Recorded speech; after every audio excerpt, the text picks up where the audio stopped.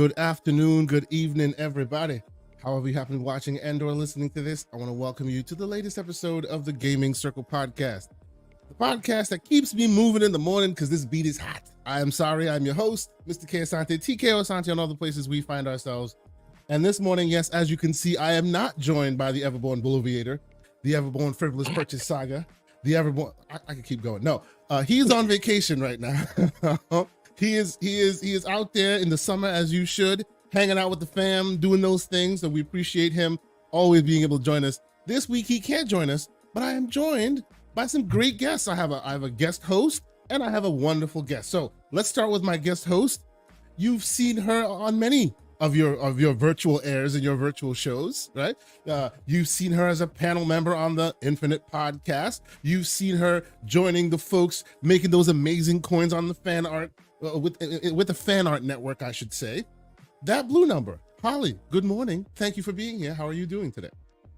Good morning. Hello, everyone. I gotta say, Kate, your entry music is so good. I'm just I just want that to walk to the train when I go to work in the morning because I feel like I would just bounce down the street instead of thinking about one person to thank. Going to work. one human to thank. Our friend, your friend and mine, Mr. Sean LeBray. We worked on that one for a while. Sean got it. Oh, I love that man. And that music, iconic. At this point, I can never change it. It's amazing. I love it. But yes. No, yeah. Yes. Yeah. He's Sean's amazing too. Yes, yep, he is. Absolutely.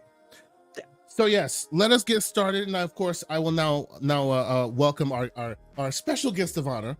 I have come to realize that this is a man in this environment that is here to serve some needs. He's here to fulfill some needs in our community, right? First, the Xbox community needed a place where they could congregate, where they felt like they weren't getting the bad end of the stick. So he took it upon himself, and XboxEra came to be. Every once in a while, 343 needs to, get some good stages on. So then the Forge Master shows up and he gives some stages for the people. And now it seems we need a place to store our energy. So he has brought forth a new venture. Ladies and gentlemen, the co-founder of XboxEra, Forge Master himself, and game designer, Sicka Mechanico, John, welcome to the show. How you doing, sir? I'm not Nick. You do not need to massage my ego in that capacity. Oh, please, come on. Now. No one needs to massage I saw you call me a game designer. About? I was like, what? Nah. Did you not design this game? Technically, but I mean, the thing with card games is it's all borrowing mechanics from every other card game that's ever existed. So, kind of, games borrow from every other game. I know, right? So, okay, yeah, sure. All right, I'm flowers, sir. It's on my CV. Flowers. It's done. It's done. There you go. My resume's updated. So yes, thank you for having us. Oh, I appreciate you for being here. I know it's a busy time for you. We're gonna get into all of that. I appreciate you being here. Spending some time with us. So we can talk about this thing properly. We're gonna get right into it because the first time I saw it, I was super excited. Got a chance to play it, even more excited. And now, as it's transpiring, as your baby is out into the world, it seems like others believe, as I believe, that this is the next big thing. So thank you for being here and spending some time with us. But yes, we're gonna move it along rather quickly because, as I said, ladies and gentlemen, the Bloviator himself is not here. He is on vacation. He will be back next week. Well, efficient show. It's an efficient show today. Yes, it is quite efficient this week. This will be a nice, concise, maybe 2 hours. I'm knocking on some wood as I say that. It tends to go left quickly. But we'll see how it goes with you, Holly. But okay, let us get this thing started. First and foremost, thanks to all the folks that are in the chat. I see a lot of people that always pull up. I see our numbers start to grow. We appreciate y'all for spending your Saturday morning with us as you do. But you know what? Let us get this thing started as we normally do. I'll start with you, Holly.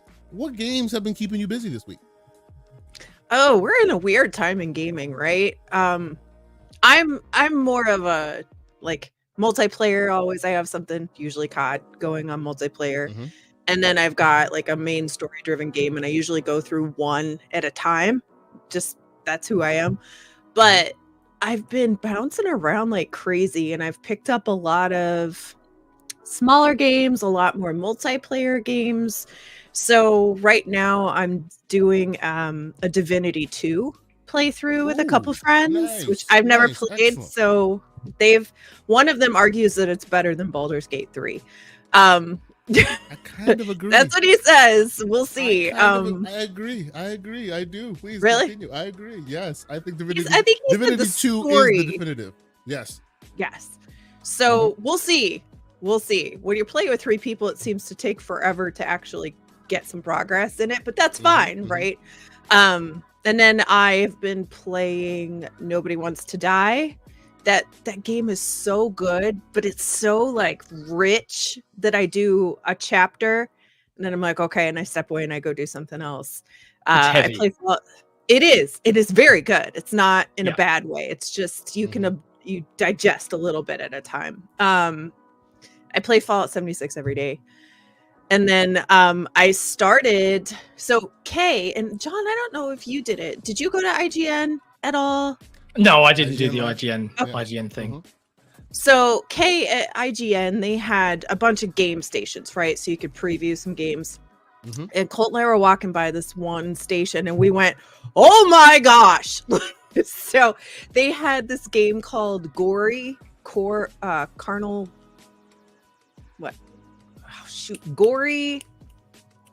Chaos or something like that, right? Carnage. It's the Carnage is in the name. Anyway, the demo just came out on Steam and Xbox and PlayStation. It's coming out in the next couple weeks. So I downloaded the demo and I played that yesterday. Gory Cuddly Carnage. There you go. Thank you. It's got like you kill unicorns that are like trying to kill you, that are different, like vampires or whatever. But you're a cat. Gory's a cat with a skateboard, and the skateboard is your weapon. And so I've been playing that, and I bought this game on I brought this game on Game Pass called Ugly. So it's a puzzler. So I just started that a couple days ago as well. I've just kind of hodgepodging my way through gaming at the moment. And I went back to Power Wash Simulator because I really like Power Wash Simulator. I'm weirdo. I did all of the Alice. I'd rather clean Alice in Wonderland and literally anything else than my own house. So I'm just like, let me just sit down and do this.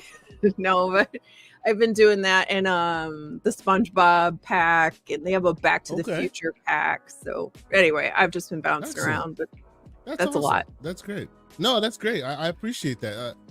I too tend to like kind of, we call ourselves grazers, tend to, I have one big game and then I have these small little amuse-bouche games that kind of cleanse the palate for the next thing. It's pretty cool. Awesome. Yep. How about you, Sick? What you been playing these days? You are on mute, sir.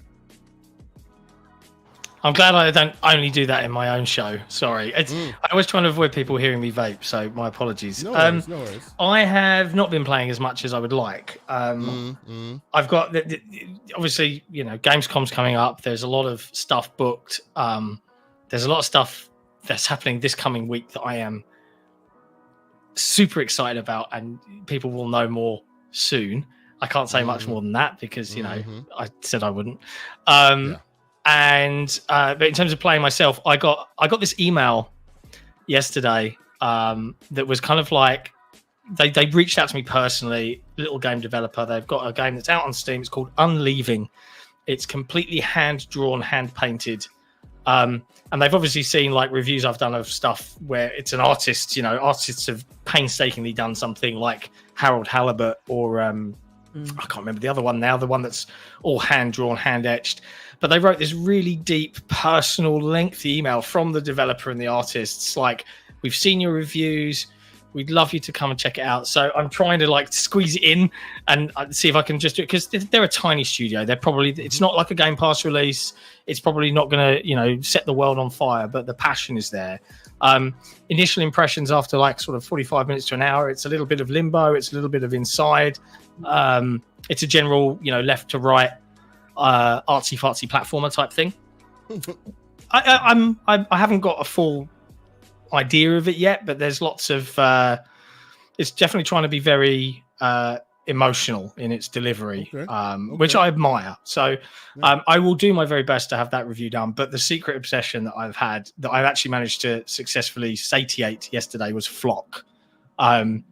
because I don't know if you played it. Flock is the creature tamer game on Game Pass that isn't the new Creatures of Ava, which I've got to check out.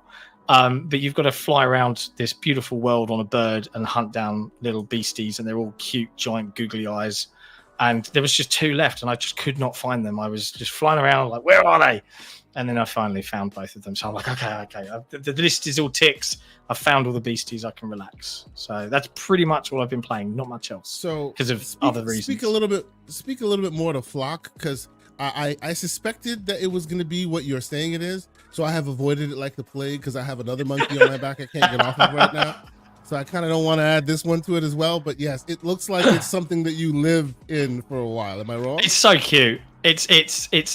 I don't know if the developer's British, but I sense that they might be, because there's this whole scene where you're talking about hunting down animals, and there's a specific type of animal that's dressed in prison stripes like a burglar, and it comes in and it's all like that, and it steals everything, and it's got this sort of sense of humor and chilled out vibe to it that just makes you want to relax and fly around. Are you saying that because it's funny, it's got to be British? I'm sorry, I have a lot of British. Yeah, we've obviously got the best sense of humor in the world. That is true. I thought that was known. Sorry. Sure. It's just fact. True. Keep going. Yes. Okay. But yeah, it's lovely. So yes. Okay. Very cool. I will try it. I want to try it. There's been some monkeys on my back that I cannot get off of my back right now. And I'll quickly talk about that also before we continue. So 3 games that I have been playing this week. As most people know, I was on vacation. Most people know I live in Florida. I used to live in New England, so Boston, New York area, Connecticut, Rhode Island. So I have family out there. So this last week we were like, oh, you know what? I'm gonna spend a week working from there. So I picked up the laptop, the kids, all that. We went to Rhode Island. And missed a huge hurricane that came and pummeled my city. Long story short. So while I was out there, you have your handheld, and shout out to the handheld. This is the handheld of choice these days. Yes, I see you ragoons in the chat. This is better. I'm sorry. Continue. So with that, I'm playing a lot of small games that you pick up and play. Small games that don't beat up on your battery life or don't beat up on resources, that you can play for extended periods of time. So I've already spoken about it on this show last week. Soldiers with the SOUL, Soldiers, is quite the obsession these days. Everborn Saga got me hooked. Soldiers is amazing. It is a 2D Metroidvania Souls-like. Yes, that's right. 2D Metroidvania. Let me find the footage for it. Okay. Yeah, Souls-like. And I'm not a Souls-like player. I don't like Souls-like games. But I cannot help but be literally addicted to this damn game. It doesn't hold your hand in any way. Let me put the footage up here on the screen. I've talked about it before. It doesn't hold your hand in any way. Very pixel art. It is hard as hell. Anytime you walk into any new area, everyone and anyone can just kill you over and over and over again. And the key is to find the secret sauce of that world in order to then become powerful enough to turn them into fodder. But until they turn into fodder, oh boy, avoid. That's basically the game of it. And you get power-ups wherever you go. You get your double jumps, you get your fire, you get this, you get that. And do you have different classes, or is it all different sword classes? Different classes. You start with the sword and board. I got halfway in and I'm just like, screw this, and I went ranged. So now I'm using the bow and arrow. There's magic. It is this looks great. So good. It is so good and so hard. This game came out 2022 for $20 or something. No one saw it. It just kind of came and went. You can find it now on CD Keys for 59 cents. Oh my god. Okay. It is I have about 30 some odd hours between the 2 classes into this game, and I'm not even 20% done. It is so difficult, but still so addictive that yes, at any moment's notice, I'm playing it on here. I love it. It's fantastic. This is what I played on the plane to and from my trip, but I will warn, it is a frustrating game. It is a punishing, unforgiving game. You will play it for only so long, and then you'll need a palate cleanser, and that's where my other game comes in. So I played this for a while, And real quick story on my trip, right? So we have a good time. We're on our way back. We're leaving on Tuesday. We'll be here by Wednesday. No big deal.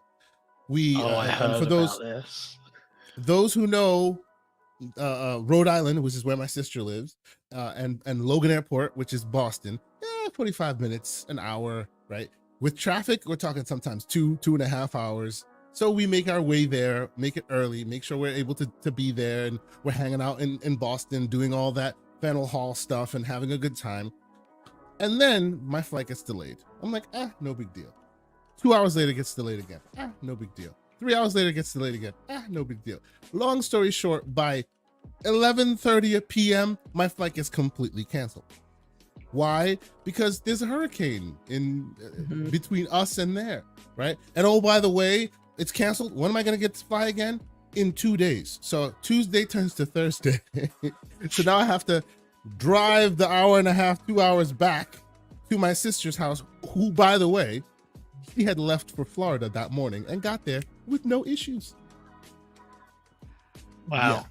So, frustrations and stress. Let's just say I wasn't playing this when I got home. Instead, I started playing a game called Skim. I don't know if you guys have seen this game before. I've tried this. It is such a great game. Like, it promotes the Zen. I love it with my whole heart. When things get frustrated, which they did for me for some time, I need a game that kind of alleviates the stress, a game that I can just kind of play through. The art style, as you can see, is quite simplistic, quite painterly. What drew me to it, when I was a kid, I used to draw. This is kind of the style I drew anyway, like the thick corner, the thick edges and things like that. So that drew me in. Some of us graybeards, we tend to find meaning and depth in all things. The story is thin bare, very, very, very thin, but it's quite beautiful. You start as like a little, you are a shadow, as you can see. I call myself a shadow frog. You're like a frog hopping around, but you are moving from shadow to shadow, and you literally start following around a protagonist who's like a little kid at a playground, very small child. And then before long, you're off to college and you're meeting your family for the first time, and you're following this person throughout their life. And I'm like, it's beautiful. But yes. Yeah, I gave it a go. Like, I probably need to spend some more time with it, but the art style is what grabbed me, because it is. Yes. It reminds me of, there used to be these textbooks I had when I was a kid as an old greybeard, and the art style really reminds me of like a school textbook where it's all one color. And they vary that color a lot throughout gameplay. It's really, it's a really unique looking title. It is. It's not difficult. It's not hard, but it does get a little challenging at some point. They get a little smart with it, because not only are you bouncing from shadow to shadow, you're also interfacing and interacting lightly with the environment. So, like, for example, when it's dark, this what you're looking at right now is a very light area. Sometimes it gets dark, and then the traffic, the street lights turn on, and those street lights are where the shadows project from. So you'll go to a certain area and there are no street lights on, and you have to find a way of getting that street light to turn on. Otherwise, you can't get from source to target, right? You can't get to your destination, and it gets a little challenging. Like one of the puzzles where you had to go find a generator somewhere in the environment, turn that generator on, which then turns on all the lights, and now you can traverse the environment. It's quite cool. All the while telling you this, we're all old, we're all gonna die eventually story. It's quite cool. I've enjoyed my time with it. I will also note that I was provided a code for this game. It's on everything at this point. It's on consoles, on PC. I'm playing this here on the old Steam Deck. This is actually recorded from the Steam Deck with their new little interface thingy. So yes, it was quite cool. I enjoyed this game. I of course am still playing Ghost of Tsushima, because I play that thing slowly and I love that game. So in between, every once in a while, cutting off some ninja heads and whatnot, some samurai heads, forgive me.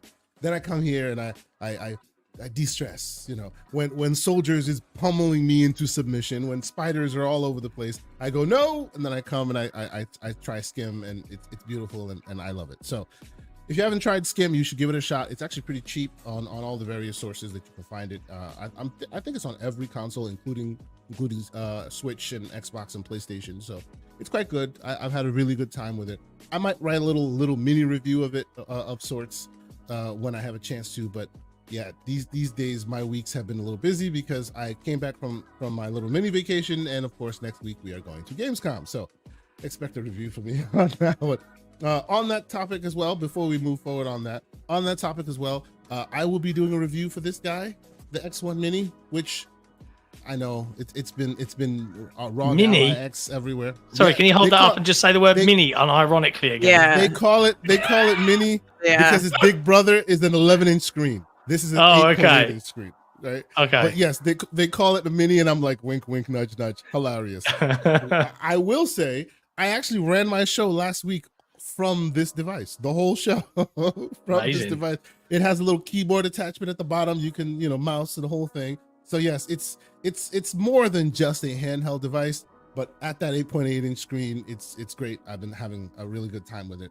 There are some parts that I wish they could have done better, but there will be a review incoming once the dust settles from Gamescom and all that other wonderful madness. So how many handhelds do you have now? You have no right to ask me that question. That is very rude and inappropriate. Thank you very much. I mean, I have 0 handhelds, so I'm feeling like let's see. I'm a little bit jealous right now. I have 4 handhelds. Well, 3.5. That's not as much as I thought you were gonna say. No, the reason why I'll say 3.5 is because I was called out last time. I have this guy. It's a little mini laptop, but it's technically also a handheld. But it's like basically a mini laptop, but it's got controllers on the side, so it's a handheld. I was like, it's a laptop, and they went, well, what about those buttons? Say though at all, yeah. Yes, so I'm in no way, shape, or form like the man, the handheld master who's in our chat, Mr. MJ Dark. But I'm growing a small collection. I promise, unless Microsoft's fabled handheld drops and or Steam Deck 2 shows up, I'm kind of done. Because all of them are basically variations on the same theme. Some of them do things better than other things, but by and large, once you have, and I needed a newer chipset, that's why I bought this one. Like after that, I think until something new joins the mix, I'm quite satiated for now. Don't quote me. I feel like we're in the beta phase for all handhelds. Like nobody's quite found the exact compilation of all of the things, right? Absolutely. People ask me all the time, and I tell them this: before smartphones became a usual parlance that people used, I was the dude that was importing them from China, right? Everyone used flip phones, standard phones. I had phones that had full operating systems on them. They were terrible and god awful, but they needed to exist before Apple came in to the mix, before Microsoft got, right? There's always a test phase on that bleeding edge, and I think that's where we are with handhelds right now. But they need to exist in order for them to find that final form that then everyone agrees to, right? And they need you to beta test all of them for them. Yeah. Please continue. Thank you very much.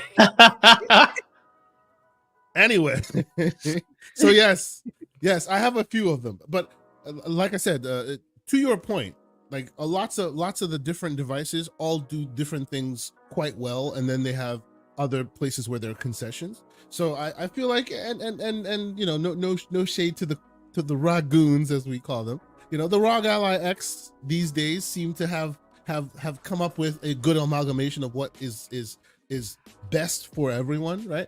I still have some concessions in that mix, some things that I personally think could be better, but they've shot their shot, and it looks like people are appreciating it, so that's good. So we'll see the next iteration, whether it be from Steam or Valve or Microsoft, come and do something interesting. Until then, though, I think I'm done.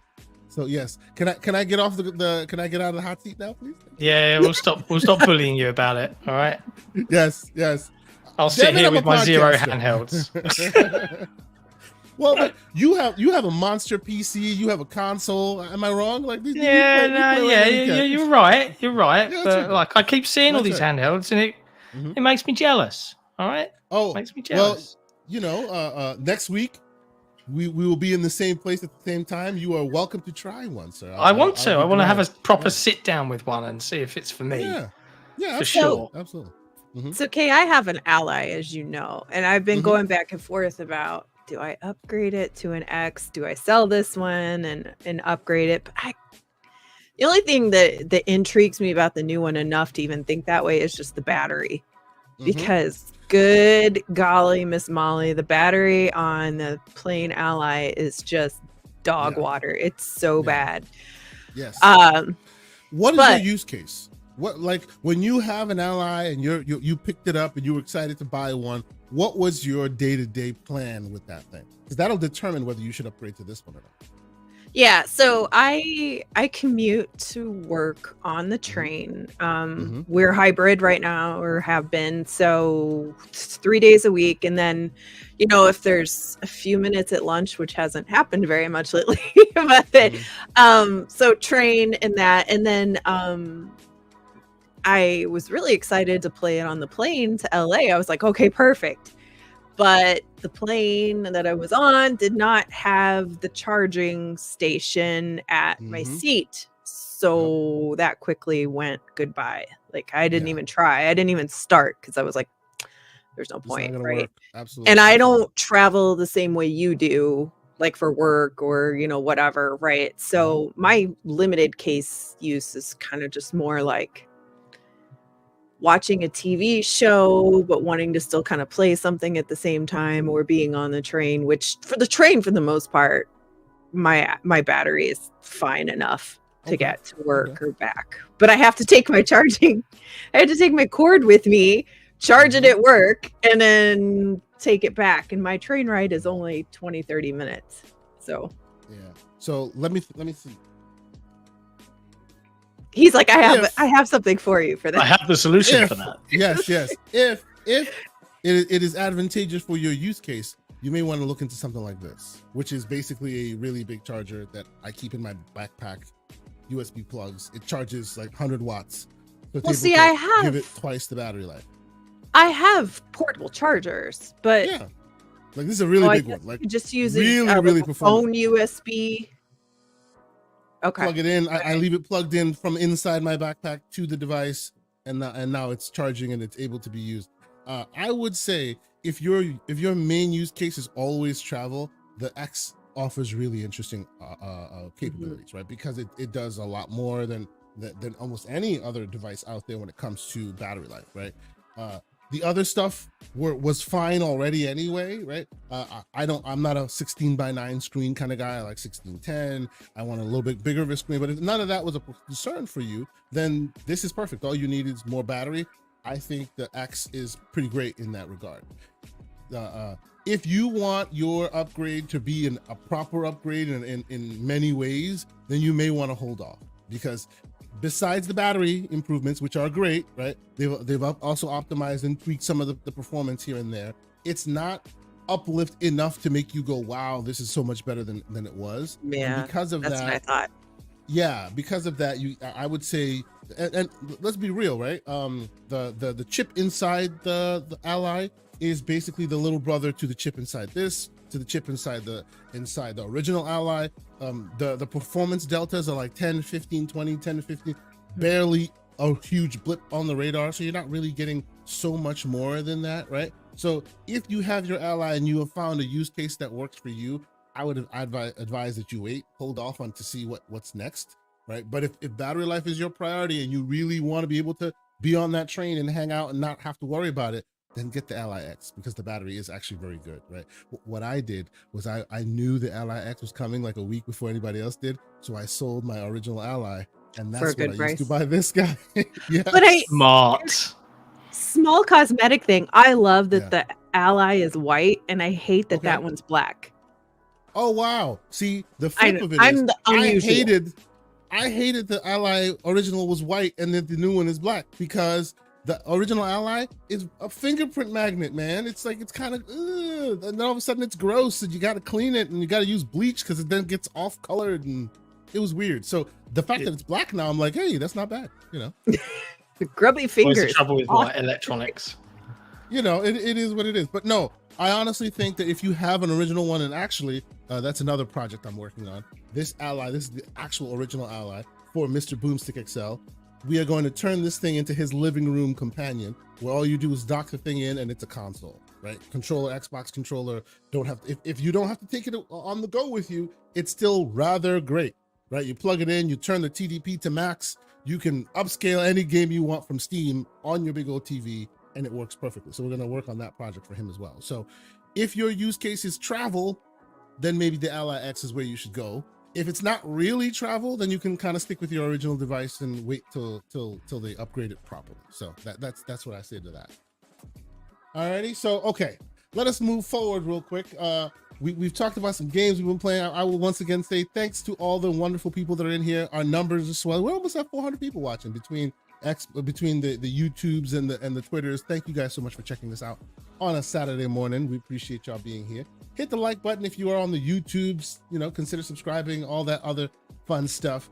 But let's get into this thing proper. I've wanted to have the game designer extraordinaire on the show, and I'm going to make him blush because that's what we do around here.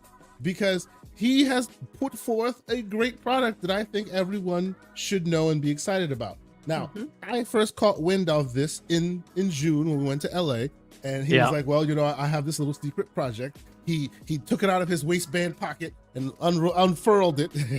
Yeah, there you go. That is the original. Yep. Original deck.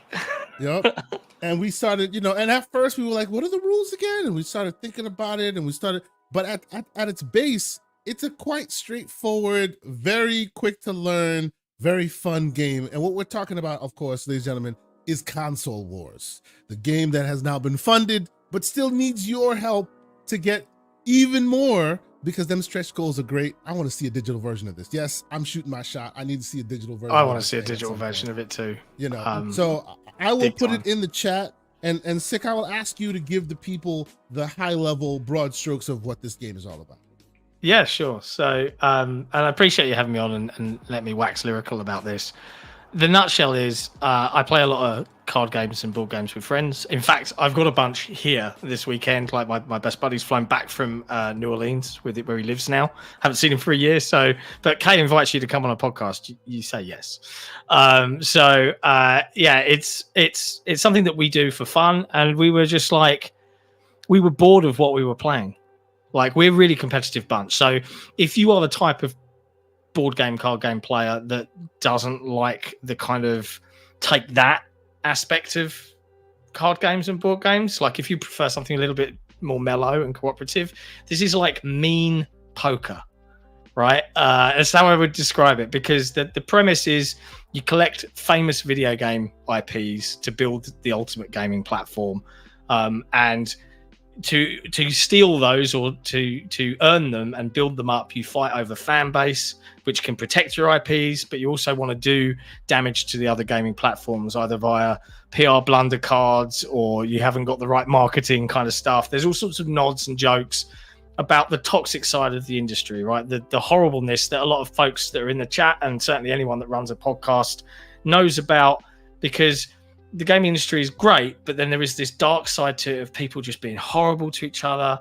I have cracked up over the last week as we've launched this thing, and I'm seeing console warriors console warring about the fact there's a Console Wars card game because it's made by XboxEra, right? Like, oh, you've got no games to play, so you've made a card game. I'm like, oh, the flipping irony of this. Like, it is laughable. So I wanted to turn that toxic nature, like that horribleness and it's got worse, I think, over the last 3 or 4 years. It's definitely got worse in my book. I wanted to turn it on its head and make it something a little bit more positive and fun, and it is genuinely fun. Like, it's a 5-player game, and it is as simple as you deal 5 cards, it's your turn, you pick up 2, you play 3, that's it. And it's a really good laugh. So I would, if you're watching right now thinking, yeah, I could do a family game night of this, click the link. It is already funded, so it's not like it might not happen. It's definitely happening. But at this point, it's a case of the more we fund between now and the end of the month, September 4th is when it ends, the more stuff we're going to just put in the box for everybody. And that comes from like making cards holographic, giving you blank cards to make up your own rules, all sorts of stuff like that. But that's the general gist of Console Wars, the card game. The funniest part of all of this is we launched with a merch store because lots of people really wanted the Mood t-shirt, right? Mm-hmm. Because that's one of the gaming IPs. And we couldn't get it to go live for some reason. And it was delayed by like 4 or 5 days. We've got it working now. So if you really, really want that Mood t-shirt, because we've got tons of emails and stuff about it, you can get it on the consolewarsgame.com website. You can literally just buy it if you want it. It doesn't contribute to the campaign. We didn't want to complicate the Kickstarter, because as soon as you add t-shirts to a Kickstarter, it's like, what size are you, where are you, how do we ship it, where's it coming from, and it's just like, it's a mess. No. So if you want a t-shirt, you can just go get one. It's totally up to you, but it's as cheap as, I think it's like $25 plus shipping. And the one comment I would say, a lot of people have been like, oh, $15 shipping or whatever it is, and it's like, it doesn't just include me putting a stamp on it and sending it. It's the freight from where we're manufacturing, it's the fulfillment center, it's the picking, it's the packing, and then it gets shipped to you. So, you know, just bear that in mind is all I would say. But we're trying to do this as fairly and as cheaply as we can, and appreciate everybody's support so far. It's been amazing to see it funded in 4 days is fantastic. So Roshan Eppinger asks, so this is a Microsoft versus Sony game? Question mark? No, it takes pot shots at everyone in the industry. So you've got IPs in there that are PC only. And I'm going to avoid using any manufacturers' names because I don't want to get sued. It's got homages to IPs from across the industry. You've got famous platformers like Barrio Brothers, or the spiky blue guy that's called Phonic.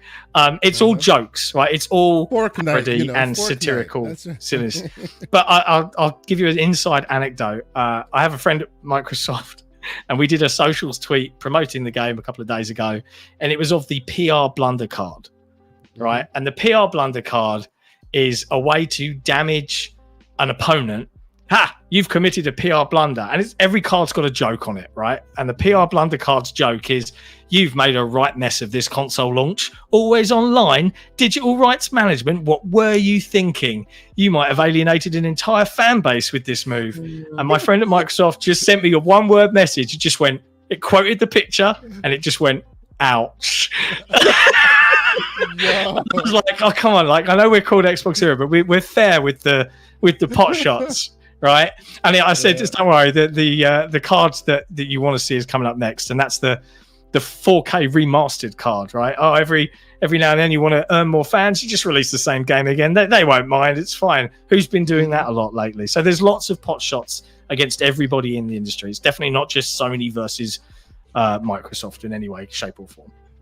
I can attest that was one of the main reasons I really enjoyed this game. Like the cheeky Britishisms are on full display. As we mentioned earlier, we are the funniest nation. Yes, of course, right? Of course, yes. Very fun. Yes, absolutely, indeed. No, I really enjoyed playing the game. It's fun. The mechanics are there. You can definitely tell the mechanics are there, and like you're saying, like it roasts everyone equally in equal fun measure, and I really enjoyed playing it. You know, this is why I'm on here saying more people should check it out, because we need a digital version of this game. Yes, it's a pie in the sky dream. I understand. It is pie in the sky. I need to war with people in Australia, and I can't go there right now. So this needs to exist in my world. We need to war with people. I'm looking at you, Riskit, sir. I see you, sir. He's in there somewhere. Yeah, we've had people reach out to us and say, like, you know, you could go to, I think it's tabletop gaming. Mm-hmm. It's like you can input your own mechanics and make your own cards in a game that lets you do that. And yes, we could do that, but like from a game design perspective, putting my game design hat on, there are so many ideas I've already kind of written down and have of how this game works. Like, things that really bug me about card games that have come out before is there's no leaderboards. Like, I want to see stats, baby.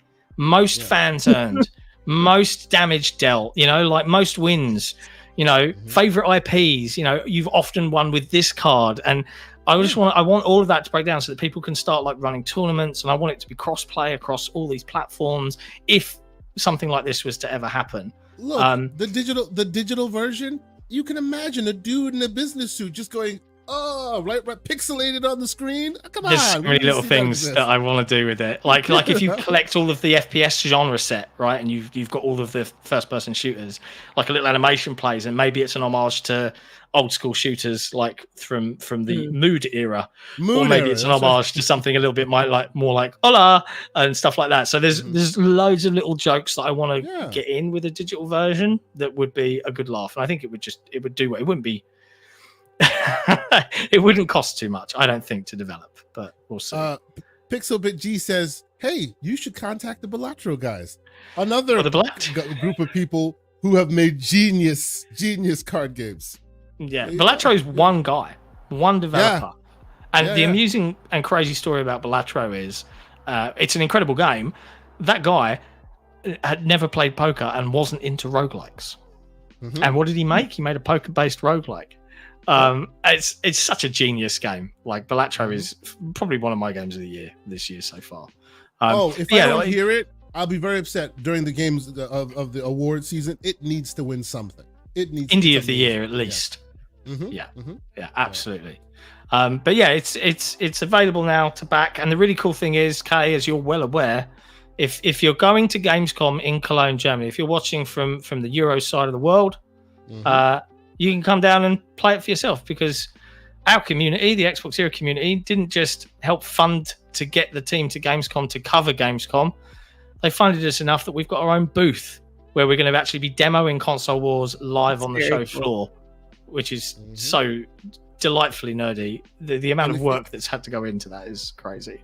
And if you think you're froggy, you can come and leap and come. I will be defending my title as the console warrior, current champion. Come, get at me. I'm just saying. Yeah, it's a shame. Yes, go ahead.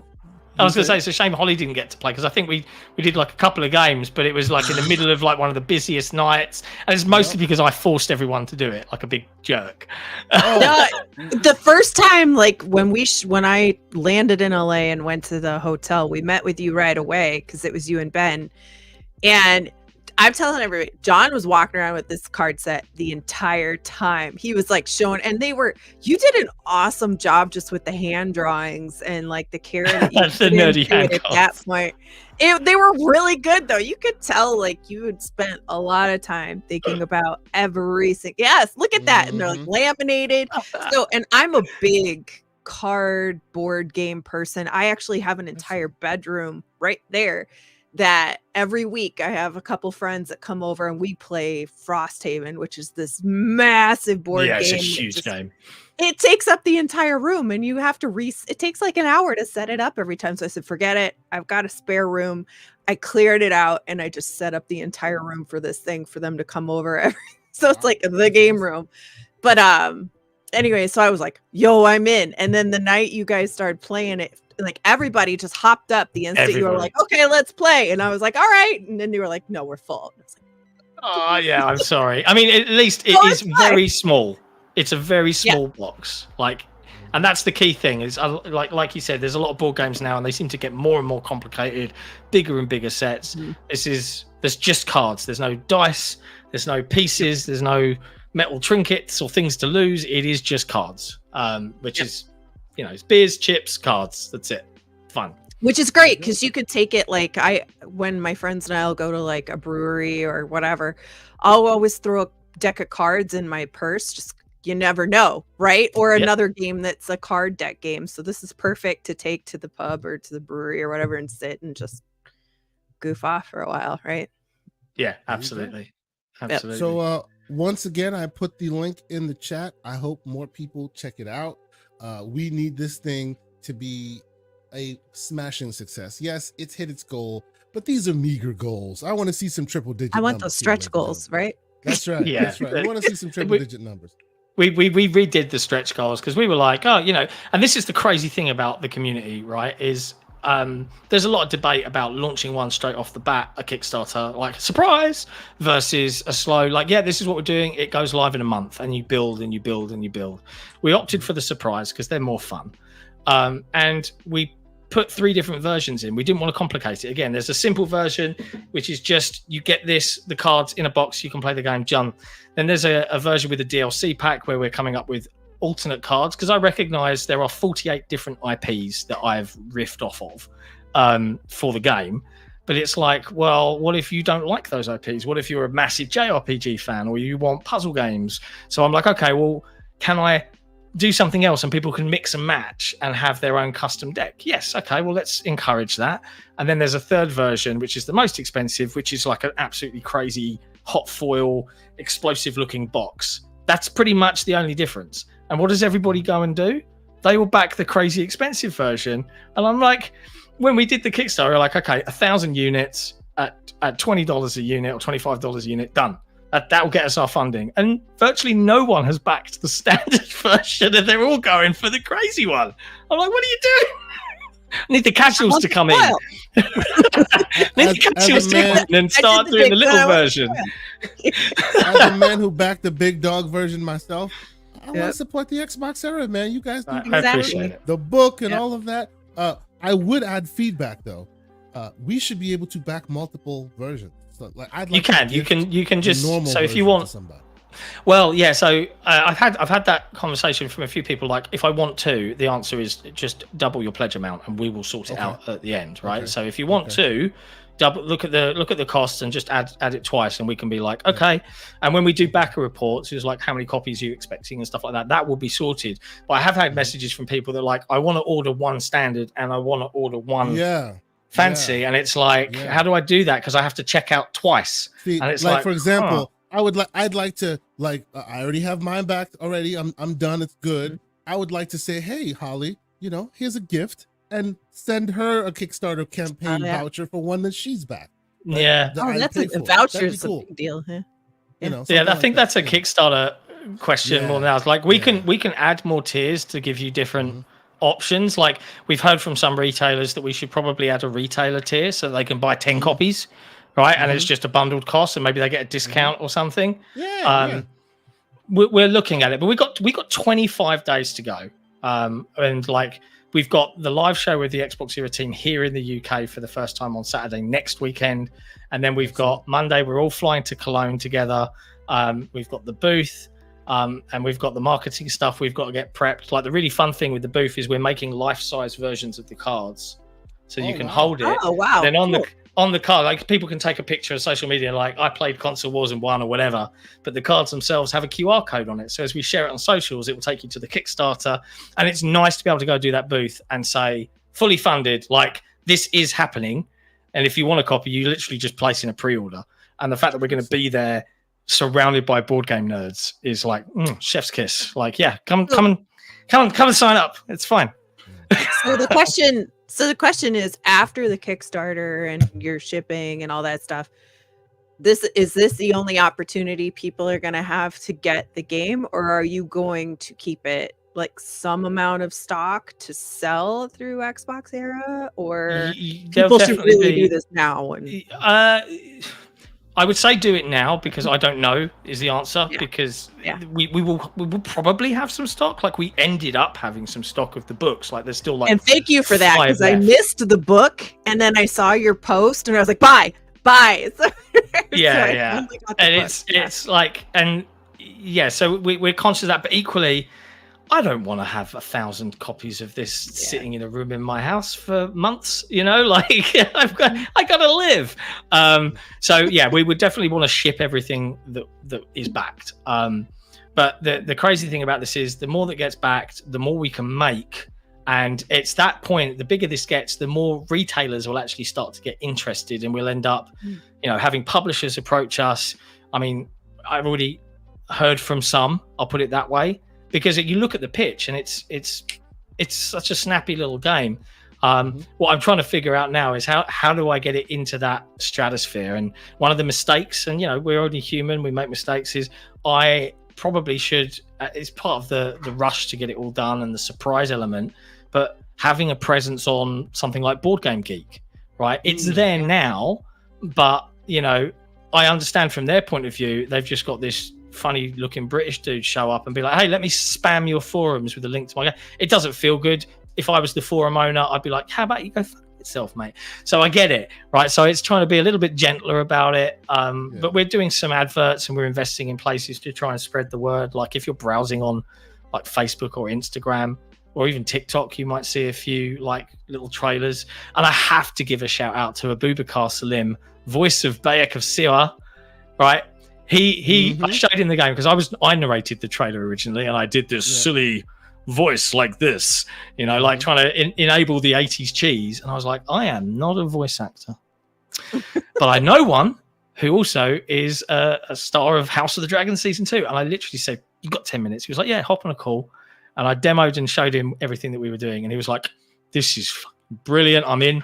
And he was like, "Yeah, I'll do it. No worries. I'll send you something." And he recorded the voiceover for us, like no cost to us, which is incredible. What a dude! Yes. What an Very absolute dude that man is. So, and you can say he's on season 2 of House of the Dragons, and also the narrator of your narrator of Console Wars. And That's right. you know, it would be remiss of me to not mention pre-drag.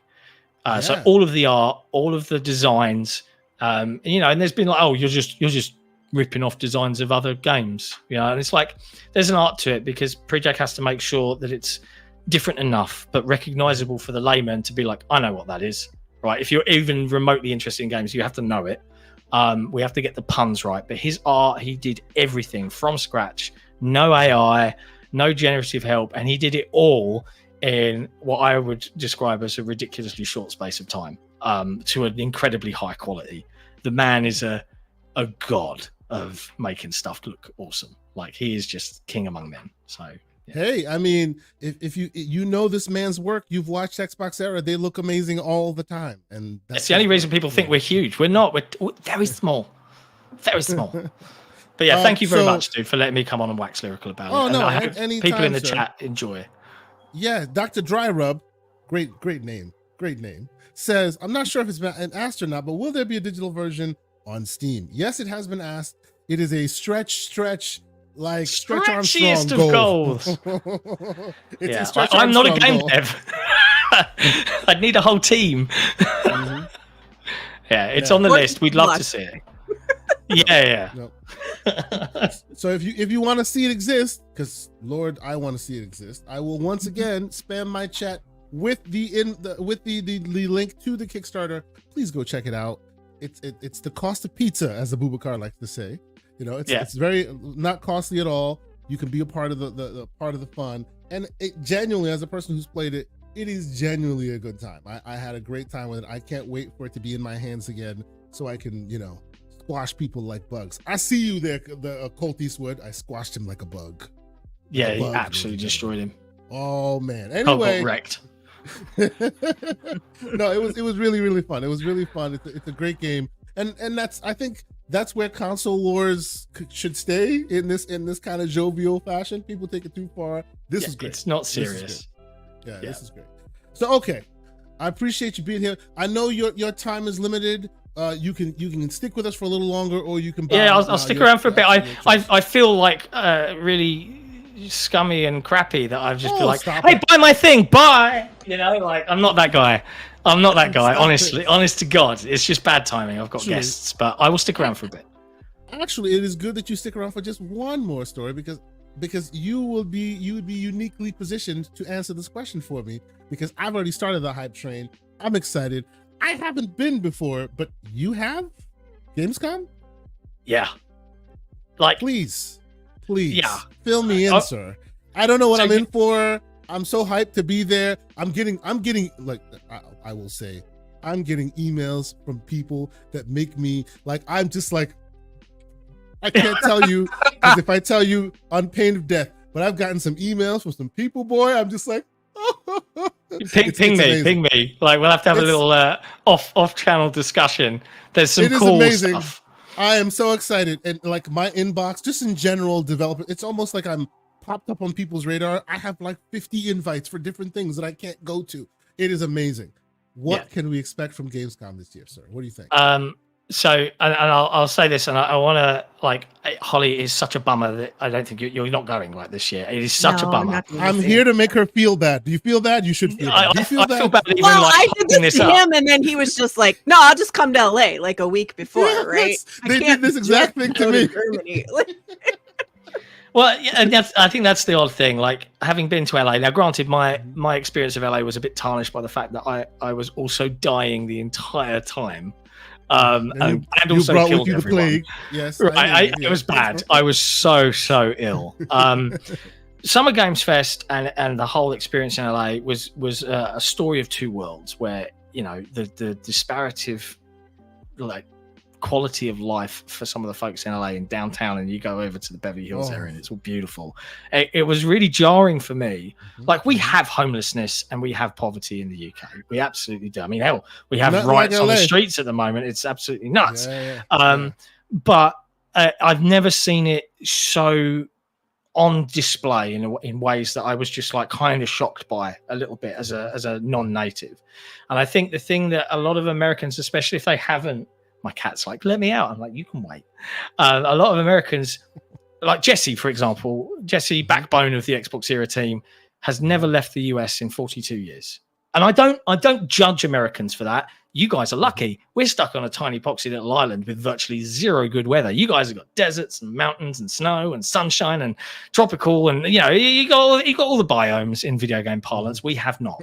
And Gamescom is wonderfully unique in that it's very European. I'm talking communal in the way that it feels. Like everything's very small. It's walkable as opposed to everything's an Uber away. There's wonderful food. There's a unique hodgepodge of different cultures and people. But the actual event itself, from a size, is just, it dwarfs anything I've been to before. It's one of the largest video game conventions in the world. In the first day last year, I walked just within the convention center 17 kilometers. I am not a walker. I sit here at the desk. This is not good for me. It was painful, and it really just like make you go, oh my god! Like, and this year I'm like, right, we're doing training 3 weeks before we go. We're going for long walks. I'm like, come on, I've got to get my steps in. I've got to get used to this stuff. Good, yeah, I gotta break out the good sneaks. Understood. Thank you. That's a good tip. I'll do that. Yeah, absolutely. Right. Good, comfortable walking shoes is an absolute necessity.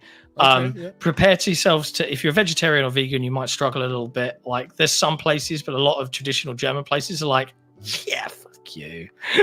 They just don't care about bring on you. the schnitzel, bring on the bratwurst. Yes. It's just if you can, order the spine axe. The spine axe, a pork knuckle. But in terms of games, which is the important thing, Microsoft has a huge booth. They're doing presentations. We already know this is public information. I'm not breaking any NDAs here. They're doing public presentations of, I think, indie, and they're doing some Starfield stuff, I think, and they're doing some other big games. I think Avowed, even though it's delayed, is getting like a little like come and watch a presentation on the show floor or something for the public. They've got 50 odd different games to be demoed, all there within Gamescom. Their booth is massive. 50 titles, 240 stations.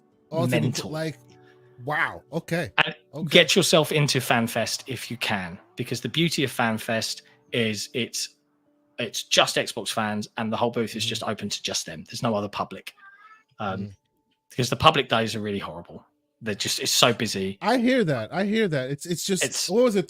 320,000 people last year. I was like, wow, what the heck, man? I remember walking past the Black Myth Wukong station last year, and the waiting list time was 5.5 hours.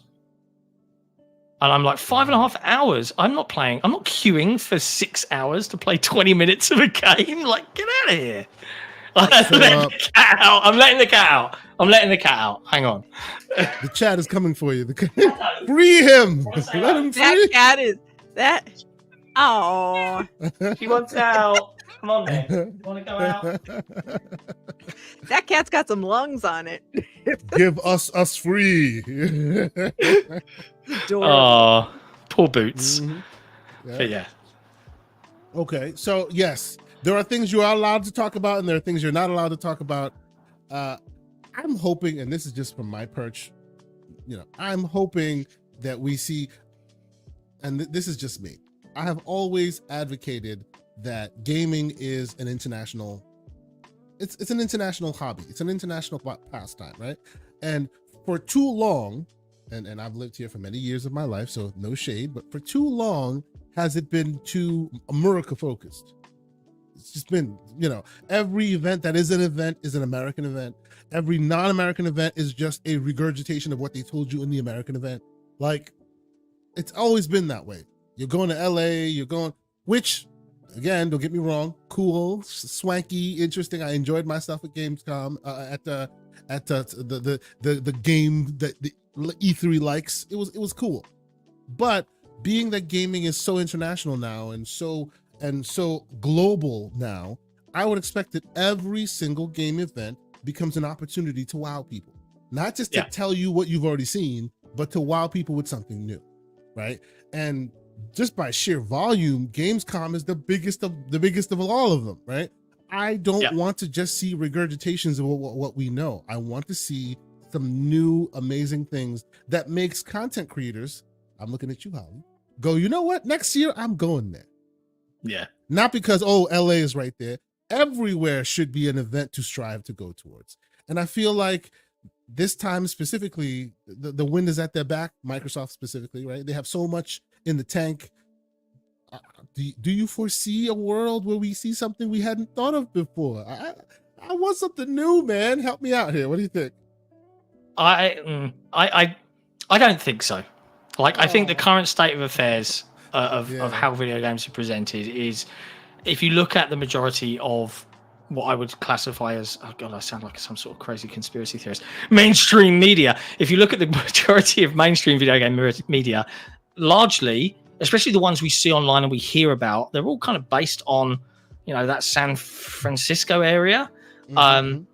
And Microsoft, like the Xbox PR folks that I get to deal with here from a UK perspective, are great. I love dealing with them. They're so helpful when they can be helpful. But even I get the sense sometimes that they are limited in what they can give and share and invite us to as a UK-based outlet comparatively to our American cousins. And that's where, the whole Microsoft, we talk about how Microsoft is console sales are falling in Europe. And it's like, starts over here. If you're not speaking to the evangelists and the people that can spread the message, and then you're coming down and then you're selling that message, it feels like there isn't as much investment. And I've made that very clear to the people that I speak to at Microsoft. I'm like, it feels like you guys have half the budget, half the staff, half the time. And I get it. Americans are bigger as a country. There's more of you. But I feel like there could be so much more balance brought to things.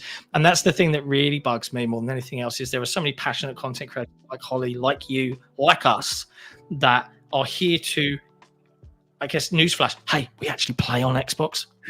That's our main platform. We actually enjoy games there. It's not a tertiary thing that we have to write about because, we're currently playing on our PlayStations. We're playing on our massive PCs. We actually play on the console.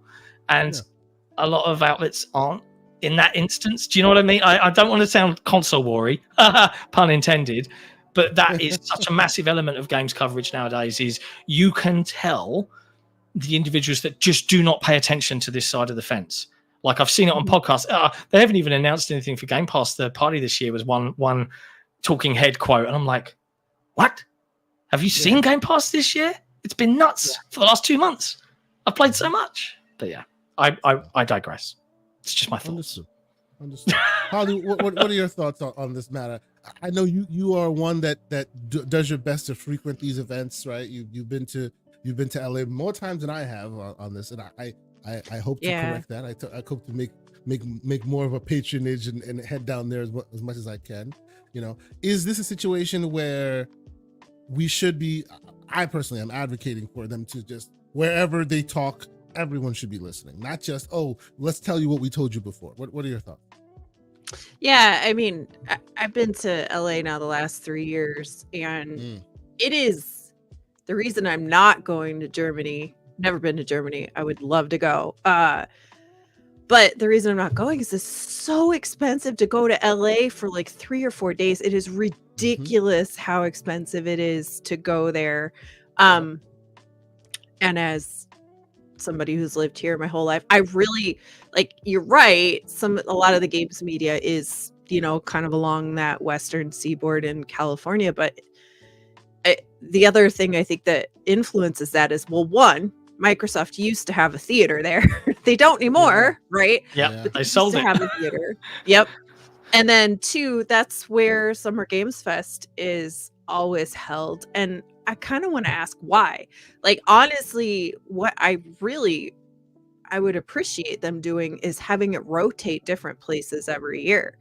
It's exhausting going to LA. It's very expensive. It's hard to get to. It's to your point, John, like downtown LA is very different than a lot of other cities in the US. It's just the makeup of the way LA is made, but it's not very conducive to people who want to walk to this event or walk to that, or even take public transportation or other things, right? It's difficult to get around unless you either Uber or rent a car or get lucky and have a friend that's got a car. I think I spent the same amount in terms of just the flight and the hotel to go to LA for the entirety of the entire team. Like to stay for the 4 days in Cologne. That doesn't count all the other costs, but there's a huge investment to just go. Great experience and good networking, you know, but I don't know if I do that every year. And I mean, if I went and looked at, if I was responsible and knew what days I was going and all that stuff and tried to get, you know, all of the most economical travel and all that stuff to Germany, it probably is about the same price, which is bananas for me to think. But Kay, you would probably know, but you booked LA last minute, so yes, your price is probably a little bit different. Let me be clear.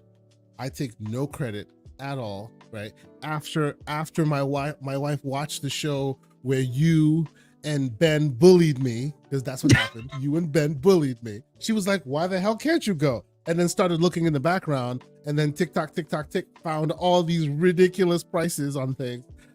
It wasn't the best way to be in LA because I didn't get to be where everybody else was. Last minute travel requires that. But I still was able to be there. I still was able to do it. Realistically, if I had booked earlier, I probably would have been able to be part of the network, as it were, right? It isn't cheap. It really isn't cheap. It is not cheap at all. Like, it really isn't. And neither is going to spend as much on Ubers. You spend as much on Ubers there as you did to fly there, right? To fly there. That's right. Yeah. Now, to be clear, because of where I'm coming from, Germany isn't cheap either. But so again, full disclosure, I lived in the Netherlands for many years. My mom lives in the Netherlands. I speak a little bit of Dutch still. So this is my excuse to go visit my mom, go see my brother's new son, and then take a train from Amsterdam to Cologne on Tuesday. So that's my plan. And it's cheap to go to Amsterdam. It's funny. My missus pointed out to me after we've booked all the flights, she was like, I've just found something else. I was like, what's that? She went, we can get a Euro tunnel across the channel and then to Brussels, and then get the train from Brussels to Cologne. Yeah. And it's a 5.5 hour travel. So, but bear this in mind, 5.5 hour travel. The flight is like an hour from London to Cologne, but you got to do 2 hours driving to get there to the airport, 2 hours waiting around, an hour out the other end out of customs. And she's like, and the cost is only like 120 quid. I'm like, what? Like, we're doing that next time. I'm genuinely, I'm going to do that next time because it's so much cheaper. But to your point, Kay, from the just like news perspective, right? You're not wrong. But like, for us to talk about going to both of these events every year, I mean, the money that you tie up into that, you're not taking regular vacations. You're not doing any of the other like non-gaming life stuff, right? Very true. Very true. Do this all the time. So no, you're not wrong. It would just be nice if it would move around, so it made it a little easier on people one year, a little harder on people the other. You know what I mean? It kind of balanced it out. Divvied out the fairness. Yeah. Plus it gives other people opportunities to see different cities if they're going to go, and I don't know. Yeah. That's one piece of advice I give for smaller content creators, and it's to bear it in mind. And we try not to say yes to stuff like this, but man, at the same time, like, frankly, respect the hustle. Big mobile gaming companies will, hey, come see our game. And honestly, do not be afraid. I'm just speaking this from a content creator perspective. Do not be afraid when you're big enough. Yeah, we're interested. Is there any travel cost coverage? Just ask. Honest to God, they are so keen to get the word out as part of their marketing budget, and they've got such insane amounts of money to spend. Let them pay for you. It's no harm. You can still be honest. You know yourself whether you're going to be honest about the products. Don't be guilted into giving a great or a negative score. But man, respect the hustle. At the end of the day, you got to do what you got to do if you want to grow. to get to a place where people will choose to pay for me to come to. Yeah. Like, hey, we'll pay world. for you to fly out there. What a world. Okay. It's possible. So, it's possible. Yeah, I look forward to that day, man. I look forward to that day.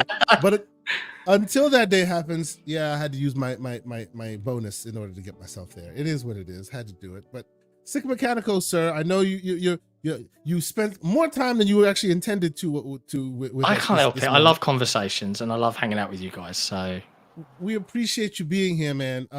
Finally, before he gets out of here, I will once again put the link to the Kickstarter, because selfishly I need this thing to exist, and the digital form needs to exist as well. So please go back there. I know a few folks in our chat have already said that they've backed it. We appreciate. I can see. So many thanks to them. Thank you. Sick, let the people know where else they can keep up with your ongoings, and I'll see you next week, brother. Very cool. I get to say that. I'll see you next week. You can keep up to date with me personally on Twitter at _SickerMechanico_ good luck spelling that. That's part of the fun. It's a challenge mode. Or at XboxEra. You'll be able to find me retweeting some stuff from there as well. Big thank you to you guys. And I hate coming on and doing the podcast tour, as it's being jokingly referred to, of me just going like, buy our game.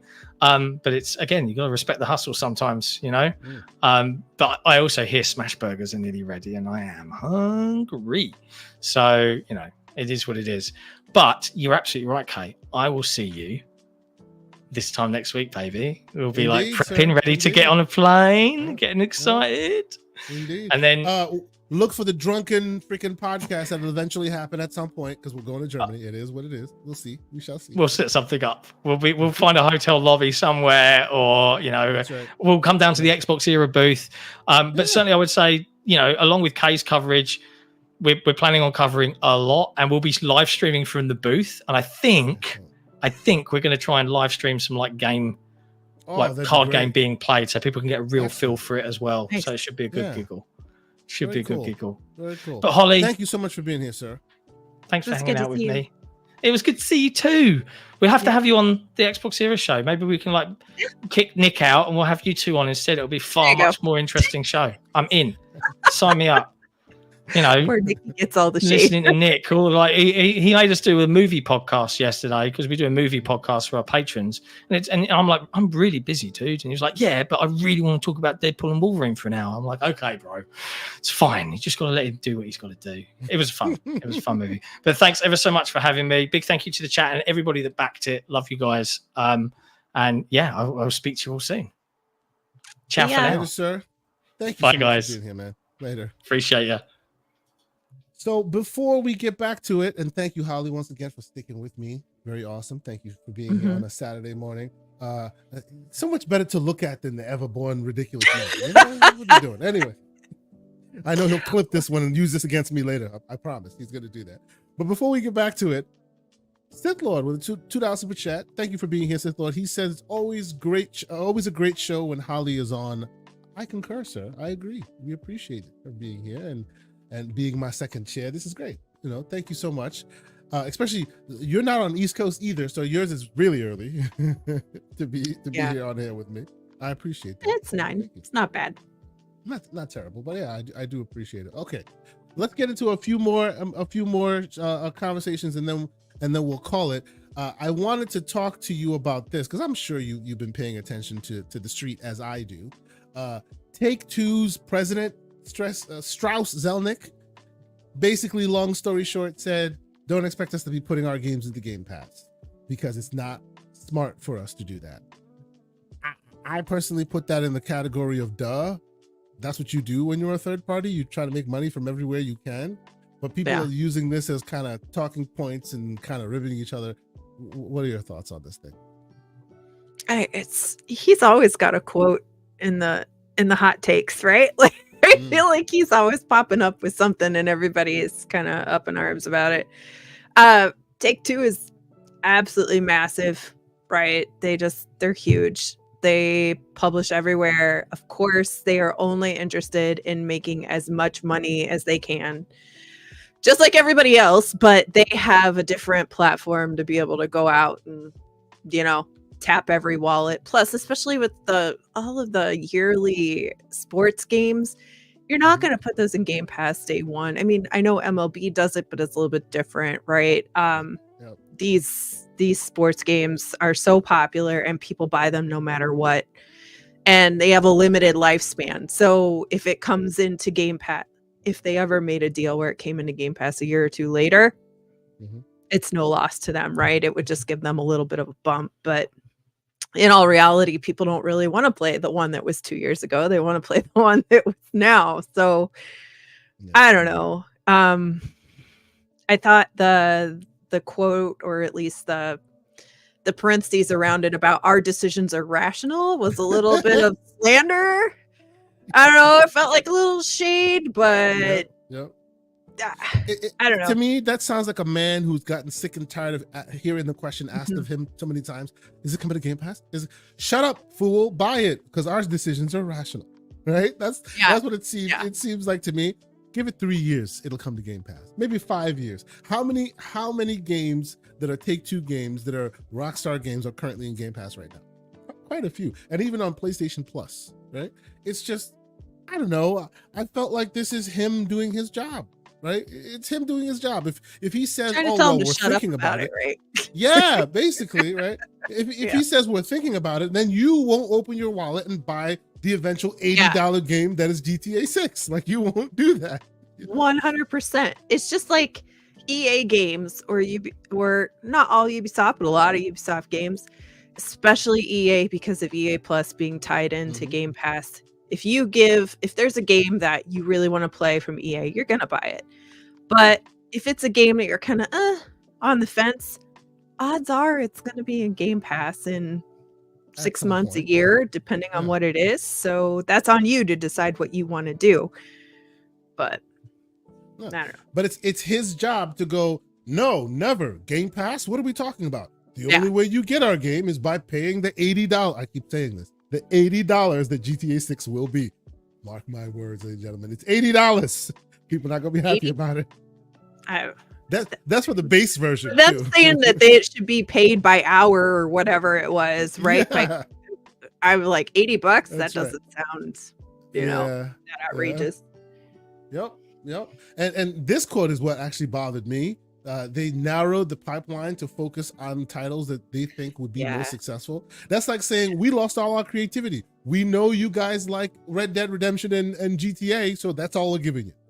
Kind of sucks. Yeah, and Private Division did a lot of really cool stuff, and they really trimmed that down. Remember, they closed a lot of stuff, and they even talk about it in this article that you have about how Private Division was really trimmed down or narrowed down, and it basically is saying we're not going to take a chance on the small stuff, or exactly what you said, right? Like, we know where the money is, and we'll just sit there and be happy with it.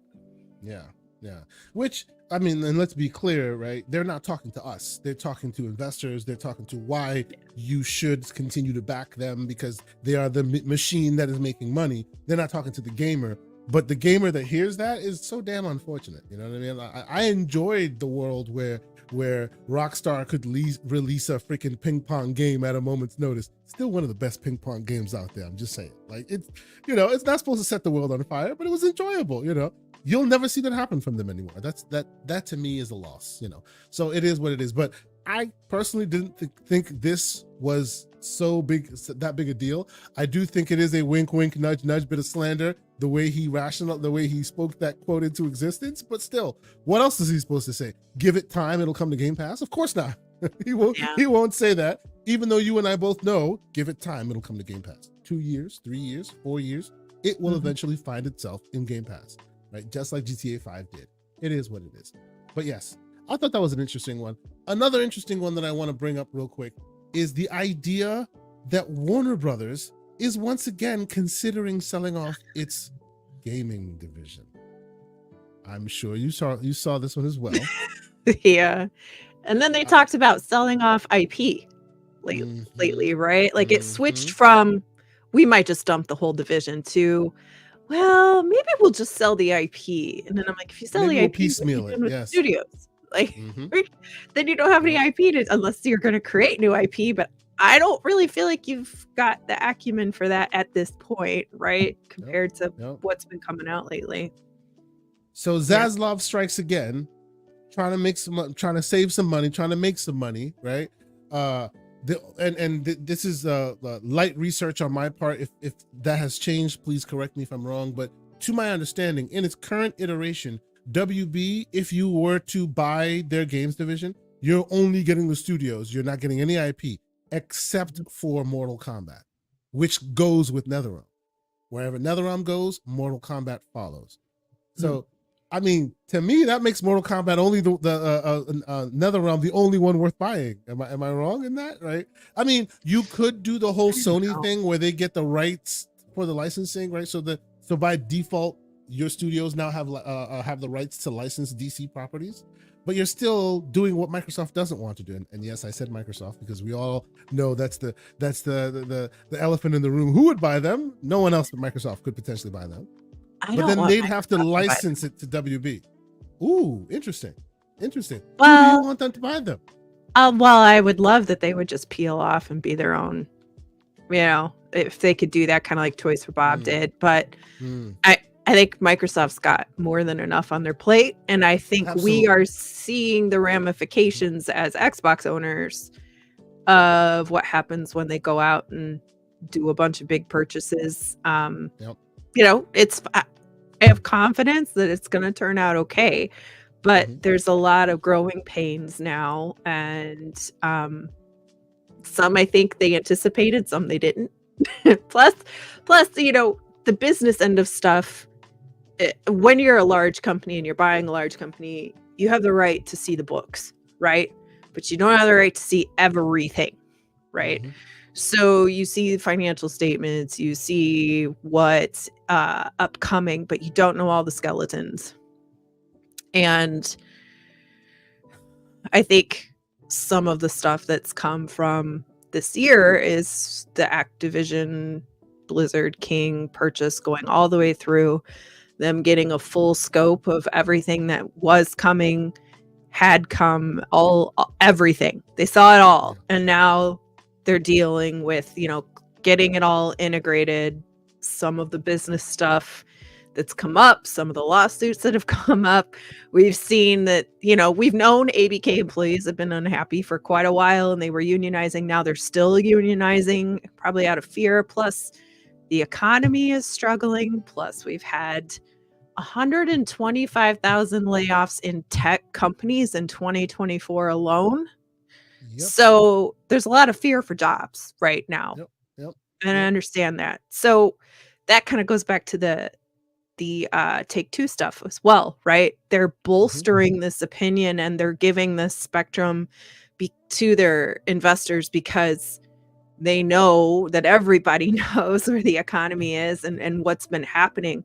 So they're trying to, make it look like they're strong and that they're in full control of what's going on in the company and they're not going to have to do more layoffs. And WB is in a bad spot. I agree. And to your point, we in isolation, you're always like, oh yeah, let the platform you enjoy using be the one that benefits from it. But we don't live in a bubble. We've seen what the ramifications have become with ABK and the like. So today, knowing what we know now, who would be a better fit, right? I don't think Sony could purchase them because that's a lot of money they're looking for. They got a lot of problems going on right now too. Indeed, right? Yes. And Zaslav is not about giving you a deal. He's about making money, right? So it's not like, oh well, we'll cut you in for a good deal. No, he needs like dollars. He needs extra, right? So it's not going to be a bundle sale for you, right? So how then do they find themselves in the black, as it were? Do they sell themselves, I don't know, Amazon? Like what company has the scratch to keep these guys afloat? It's interesting because I feel like Amazon, Apple, and Epic are kind of the big three that maybe has some capacity to.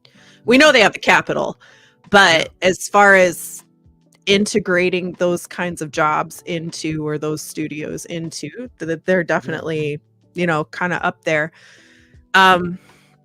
Man, I don't know.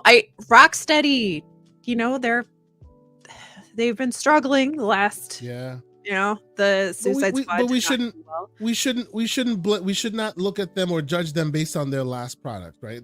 Exactly. The whole body of work, they are still a masterclass in production studios. They've set a standard that so many other game houses have followed in the way they did combat and storytelling and stuff. People just remember the last bad thing they did, and it's the same thing with Arcane.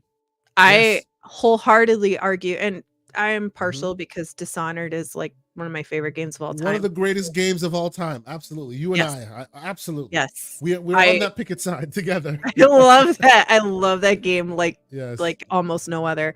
So, you know, it's the same thing, right? Yeah. So I think Rocksteady is still a very good studio, but it needs some good guidance, and it needs to kind of reset, and who can let them do that, or who will let them do that, instead of being like, okay, well, now we want you to just go make this, instead of letting them say, we want to make this. We're kind of in a world where the total freedom to go and do what you want to do is confining and getting smaller. So I don't know. The best way to be able to do that is to separate and go do your own thing, right? Kind of like Ken Levine did when he left and started Ghostfire Games, right? To make Judas. So we shall see. Or Rafael Colantonio this week. I don't know if you know who he is. He started Arcane, right? And yes. So they've been teasing, you know, they made Weird West. And they've been teasing this week their next game, and he left Arcane right around the time that Prey had been finished, and we know now that Arcane was told to make Redfall, and you know, he left at that point and separated and went to just go back to grassroots and do his thing. So indie is where it's at these days, you know, and it looks like these veteran studio creators are learning that, which is pretty cool, because those of us who like the indies and the interesting things will get to see that sooner rather than later. I was hopeful, because I heard that Microsoft was looking at, you know, potentially cobbling together people from one studio, another studio, to be more AA in their pursuits. You know, we don't need the monster AAA bangers, you know. Maybe something small, turn around 2 years, you know, that'd be great. Smaller budget, you know, emphasize that.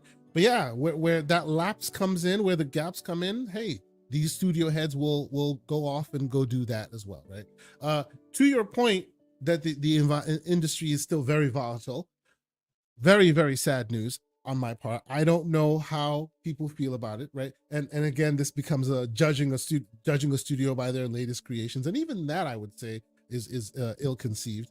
This is Ready at Dawn Studios being closed by Meta, which, when they were bought by Meta, at first I was very nervous, right? And then to this day, and of course, I don't know how you feel about it. I think you're not very much a VR person, but they created a game to this very day that is what everyone says they want, which is a AAA monster, no small little in the game. No, this is full on, graphically intensive, amazing experience game in VR. And I'm talking about the basically the only true real that and Half-Life Alyx AAA games that come in VR came from them.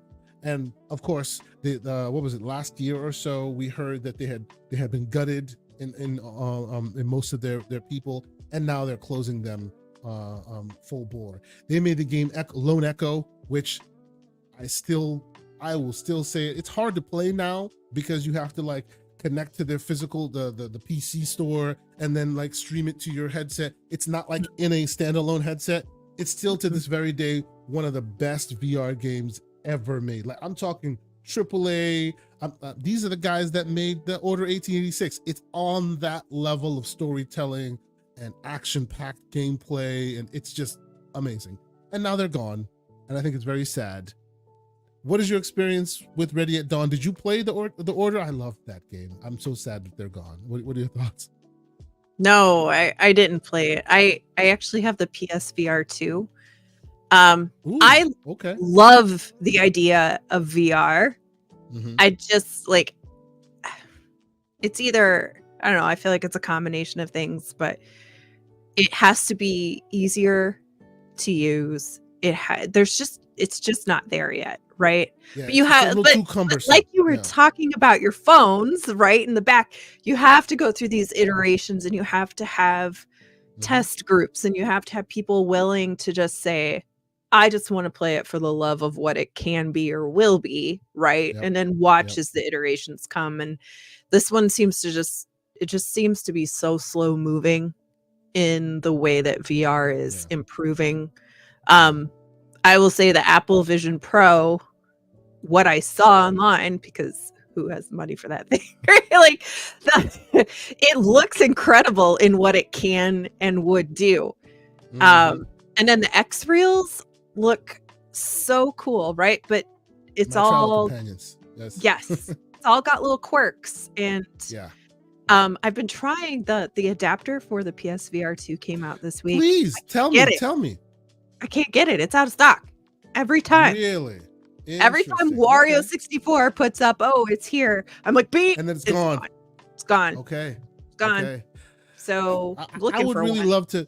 I would love to get a first-hand account from somebody who has it. Like as you can tell, they've already beaten up on me. I'm a collector of technology. It's what I do. I have almost every VR headset except for the PSVR 2. When it came out, it was too limited. All the games that were there, I already had on my PC. So I was like, give me a reason to own one, right? And then they went, it's coming to They PC. never did. And I'm just like, yay! I did. was excited. And then the They never adapter, did. the adapter Yeah. doesn't give you HDR. It doesn't give you. It loses all was the just like- features that make it special. My foveated rendering is gone. The HDR is gone. Like, what the hell do I need this thing for? I have all these other headsets that do better things. Like, I know. so yeah. I didn't even want it's like on one hand, I don't want to get the adapter because I'm just like, why?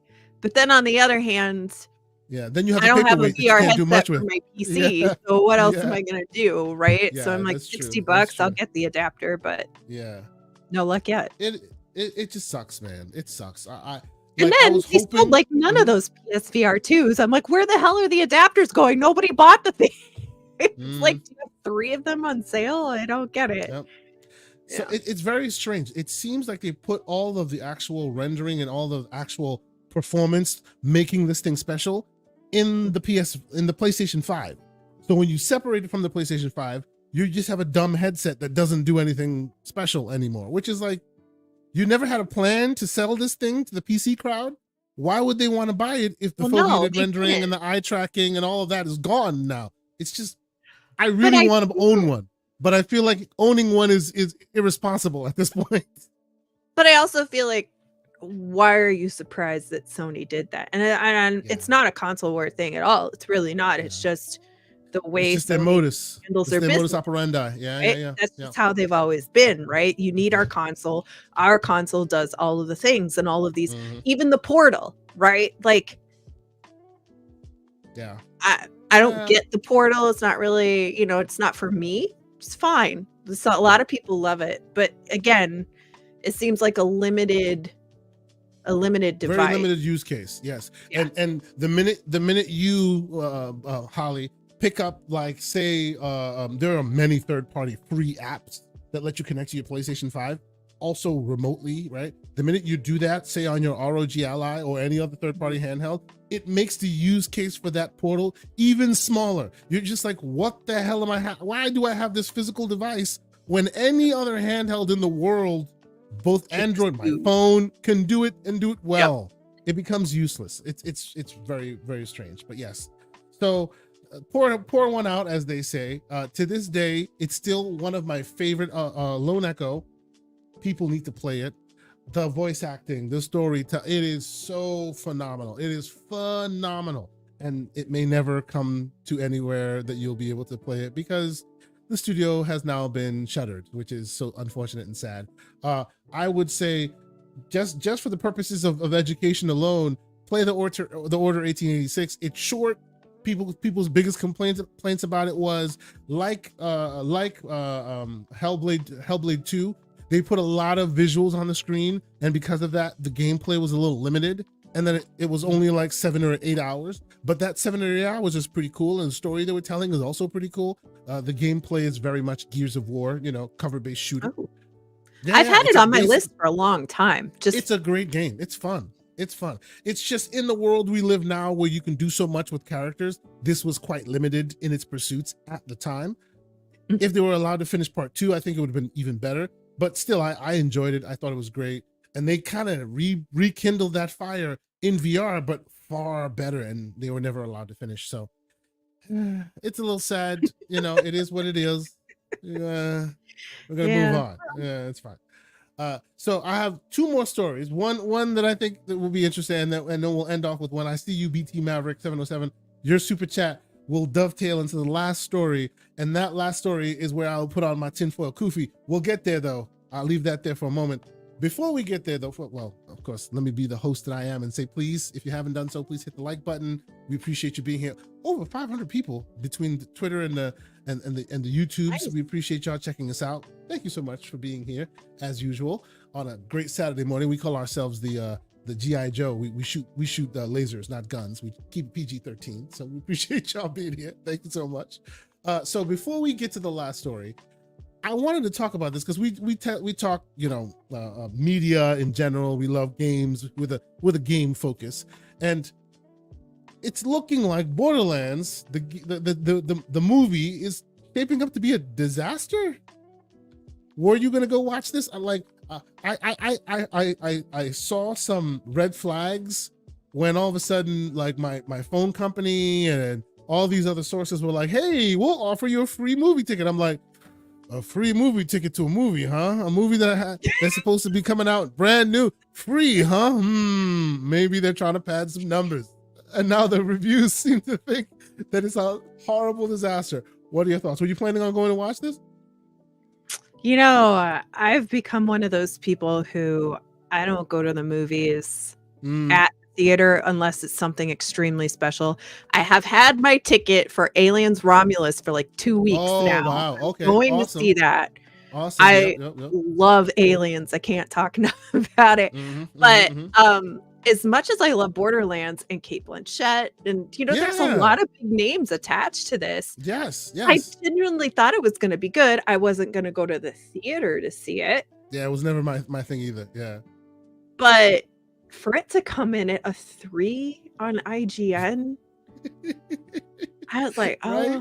oh my gosh. But this movie has been in turmoil for years and years. And was it 4 years ago that Randy Pitchford did the video where he was on set, walking around, showing off everything, talking about their filming in Romania, I think it was. Yeah, something like that. Yeah. And then for it to come out at a 3, I was like, oh my goodness, that's not even that's oof. that is below the Halo scale, below, ooh. No, Halo's negative numbers. You can't. Hey, now I will not accept any Halo slander on this channel. I appreciate you being in the show, and it wasn't your fault. But that writing, hot diggity, I watched the first season of that show so badly, and then I would go and watch. You haven't watched season 2, so you can't talk. No, I won't. I won't. That's the problem. I won't do it because the first one was so bad. Yeah. So you didn't appreciate Master Cheeks? Come on. No, I did not appreciate Master Cheeks. I boycott all of them. Oh man. The only time you hear me boycotting Cheeks. Yeah. Moving along. No. Yeah. I wasn't planning on watching this either. It wasn't like something that was on my radar as must watch. My only problem with this is, which I think is unfortunate, I still think good movie tie-ins to games and properties like this are still, even though we've had a good slate of good ones, there's still so few and far between that any bad one kind of sets everybody back. Yeah, you want to support all of the game adaptations as best as you can. Yep. Yeah. And the problem is, it just seems like they always, I don't know what it is, but they always seem to shortchange game adaptations. Not always, Mm. but I would say the vast majority of the time, a game adaptation to TV or film, it just falls short. It doesn't have to either, but Fallout is a great exception to that rule. The Mhm. Last of Us, I thought they did a pretty good job with the first season. But BioShock's my favorite game of all time. And then when I just saw that latest news about Netflix is slashing everybody's budget, and they were like, well, we're just pulling it down to a tiny story. And I went, that's it. Like, it's going to be It's bad. over. It's Yep, just, it's over. just so sad. Yep. Yes. Your co-paddleman, Mr. Infinite Umbra, points out a very good point here. I should be shaming you for your Halo hate. Shame, ma'am. Shame. Mhm. There'll be He's no just Halo mad. slander here. He's just mad because I think Halo multiplayer is not fun. And his Call of Duty Wow. KD is like a .002. So Wow. Okay. Hey, man. The hate is directed towards her, not me. There you go. That's See, right. I Yeah. am a campaign gamer. I always will be. I don't do Yeah. the multiplayer. as Halo much, Infinite so, campaign yes. is phenomenal. Yeah, I there don't you go. understand when people hate on that. I think it's fantastic. I do as well. I think it's awesome. But yes, it is unfortunate. I will probably watch this eventually at some point. While we're Yeah, at it, I'll watch it. And I'll Yeah, shed a but- little tear for it. Yeah, you know. Not Claptrap. everything's gonna They be had good. do you remember that Claptrap that was at IGN?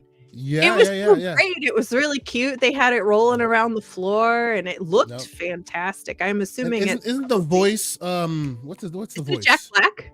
Jack Black, yes, which is Yeah. inspired casting for Right. Claptrap. It's got right? a big cast. You know. It does. Yeah. Yep. Now, as Dorian Gray points out, casting Kevin Hart as Roland, yeah, that was the kiss of death for me. That man's supposed to be serious. Why the hell are you gonna cast him? He's serious and he's tall. Kevin Hart is a joke and short. What are we doing? That's when I knew we had a problem. Yeah, Kevin Hart is in a lot of stuff. Yeah, you know. But he was fantastic in Jumanji, and I never thought that would work, and it worked amazingly.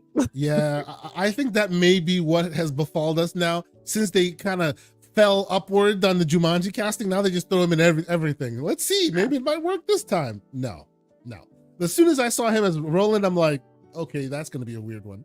That's right? a choice. 'Cause That's a choice. in the game, Roland is like 6 foot something. He's a tall, serious dude, right? And 4 foot something talking jokes. Nah. It is what it is. Yes, it is what it is. Okay, so let's get to that super chat from the man BT Maverick 707 on a $5 super chat. He says, "Did you guys see the digital founder video on Microsoft's Auto SR? Looks very promising, especially for handhelds. Thank you. Appreciate what you guys bring to our community." We thank you, sir, for the continued support. And yeah, I definitely saw that, and I want to let that conversation be what we end off this show with today, because like I said, we're gonna be more concise. No bloviators in the spots, so we're gonna keep it nice and concise. But I wanted to talk about that because I saw that also that Phil Spencer even made mention of it. I don't know if you've seen this. It's very kind of like they're saying the quiet words outside, right? They're not really being full-throated with it, but they are definitely kind of speaking around it. And what do I mean by that is they're using, so there's two technologies that Microsoft is incubating right now. There's one where they're using NPUs, which, big buzzword, ARM-based chips now use these neural networks to then do upscaling in the background to make things look better. There's that. And then there's another technology that Microsoft is working on where they basically incorporate everyone else's upscaling technique and then use one API to backend it. So right now in games, and this is PC talk, in game, not only just PC talk, you see that in consoles as well. In games, you can have your DLSS, which works from a hardware perspective. You can have your AMD's variant, which is FSR, and all these other things.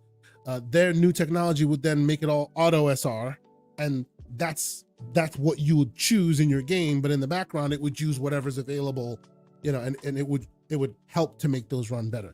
This specifically is using the neural networks, the NPUs, And why it's important is they're not saying, oh, we're going from 720p to 4K. They're not doing that. They refuse to say that. They won't even be like specific in the resolution that you'll hit when you get there, right? But everything that's being shown off within the Digital Foundry video is, hey, on a smaller screen, this thing can go from 720p, small, very tiny, and then what you see on a smaller screen is very, very interesting and quite clean, and it's able to use the smaller screen to maximize the clarity. So even if it's a fuzzy 720p image on a smaller screen, the Kofi's on right now, it looks absolutely great without all the resource hit.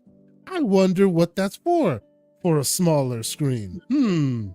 Yes. So, and now of course Phil's talking about how the technology is interesting.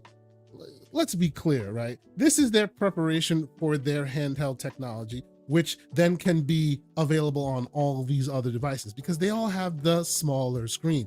Actually, and I'll get your thoughts on this, Holly. Like this thing, although it's not that powerful, has a few MPUs on it already anyway. The technology that what they're describing here was based on their ARM chips. You know, you've seen the Copilot PCs have come out and they're all based on ARM, right? The transition may happen soon enough where regular x86 devices, your normal laptops and stuff that run x86, will have that. And those who have NPU capable, so something like this, will then be able to do exactly that as well, right? So now you don't only have a handheld that Microsoft makes, this fabled handheld, but they can literally throw that operating system on your ROG Ally, providing it has a chipset that supports it. And now you too can run a 720p game really beautifully on that smaller screen. That's my Kofi theory on that. What are your thoughts? Has this hit your radar yet? I know it's a bit more behind the curtain, as it were, but I feel like these are all the preparations they're doing to get us to that world that I'm looking forward to. What are your thoughts? Yeah, I wish Jason Ronald was here right now to actually talk about it. You saw me geek out with Jason. You did. When we were in LA. Yes, and I did a tour of Microsoft about a month before with Jason, right? About a month before I went to LA. So I went to the hardware labs and like they showed me, you know, a few of the things, and it's incredible all of the stuff that they actually like we know they go through a lot of testing and stuff right before it gets to us. But then when you actually see it and see all of the iterations and you're like, I don't know how I get this thing this cheap, right?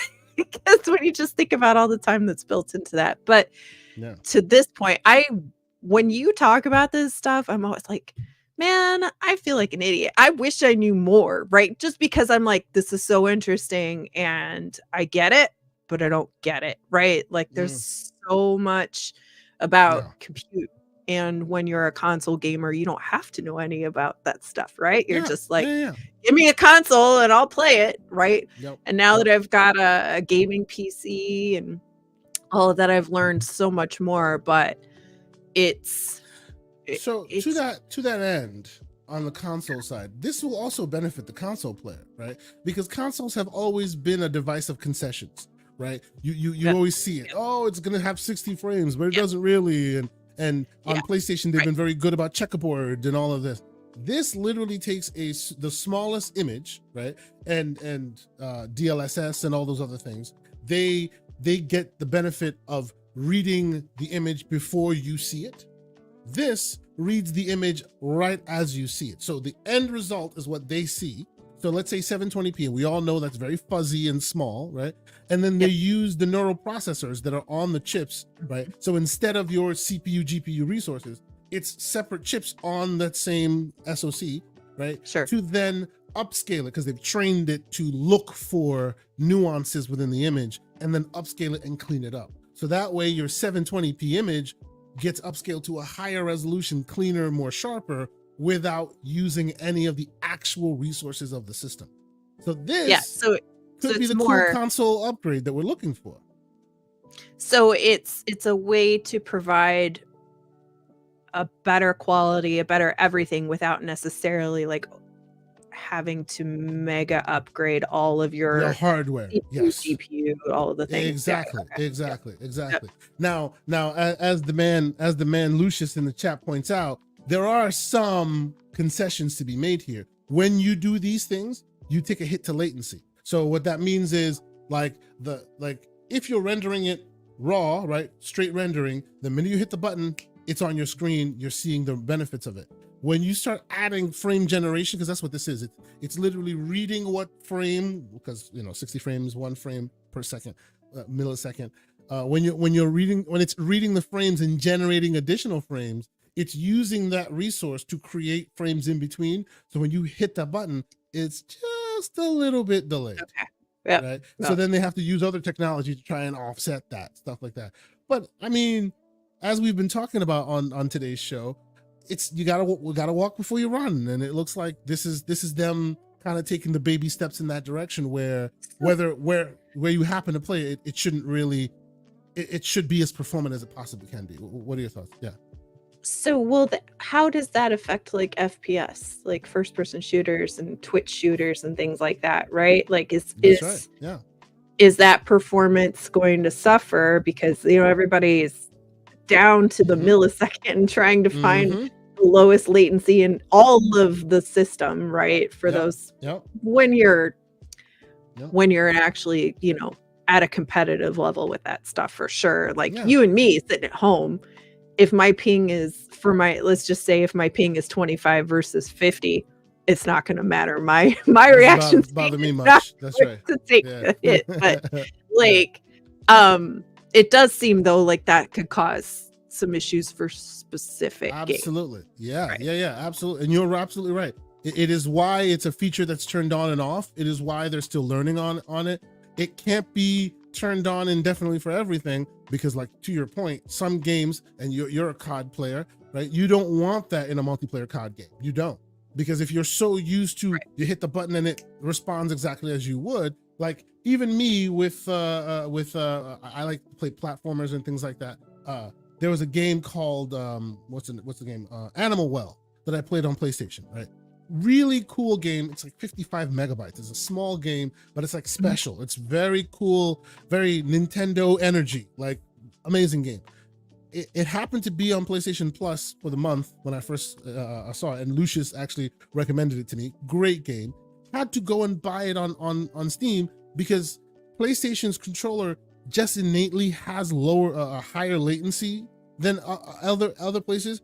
And you notice it, you detect it right from jump. You hit that button and just a little bit and you'll fall off because your brain is used to it responding a certain way. And even if it's off by a few milliseconds, it is like it's brutal a scratch in your mind. Not. Yeah, absolutely. Okay. So eventually you just move on to someplace else where it doesn't have that latency. So when you add frame generation tech and you're upscaling and all this, it definitely adds more of a weight on that. It'll be interesting to see how they circumvent it, because like in the AMD world, they have, this is fuzzy, so now we have this new tech that makes it sharp. Oh, this is latency filled. Well, this is a new buzzword feature we're adding to shorten the latency time. There's like 15 tools that's supposed to fix what the other tool breaks. You know what I mean? It's very weird. But ultimately on the console front, and we'll keep it to the console side, as long as eventually you're able to sit on your couch, like pick up a game and have it run what you see as 4K 60, yes, 4K, because we don't live in a 4K world anymore, 4K 60, and it still runs right and it looks great to your eyes, what does it matter, right? It just runs perfectly, right? So it is exciting times. I saw this and I was super excited. What I want to know is, damn it, cowards, when are you going to let me run this on my machine? That's what I want to do.